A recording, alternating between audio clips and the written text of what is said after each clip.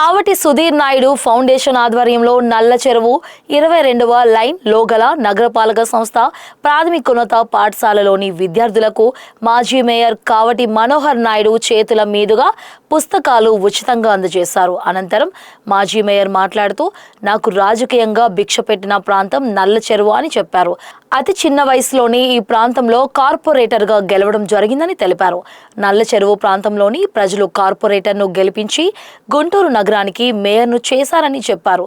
ఈ ప్రాంతంలోని ప్రజల రుణం తీర్చుకునే ఉద్దేశంతో తమ్ముడు సుధీర్ నాయుడు పేరుతో విద్యార్థులకు పుస్తకాలు పంపిణీ చేయడం జరిగిందని చెప్పారు.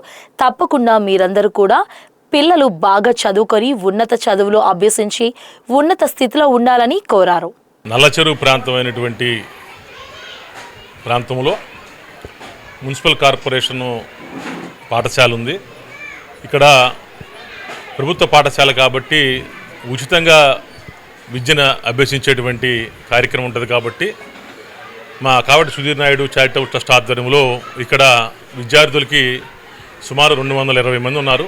ఇక్కడ విద్యార్థులు వాళ్ళకి ఉచితంగా మరి నోట్బుక్స్తో పాటు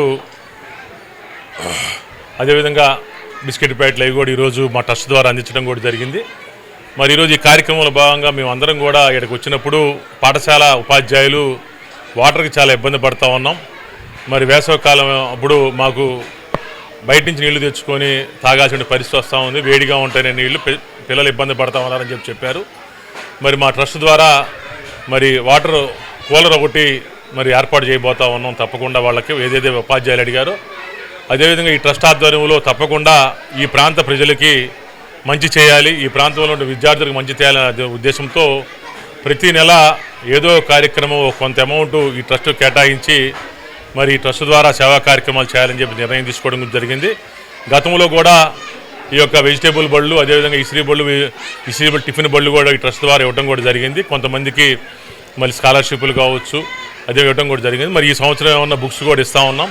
తప్పకుండా ఈ ట్రస్ట్ ద్వారా తప్పకుండా పలు సేవా కార్యక్రమాలు చేయాలని చెప్పేసి కూడా మా కుటుంబ సభ్యులందరూ నిర్ణయం తీసుకోవడం కూడా జరిగింది.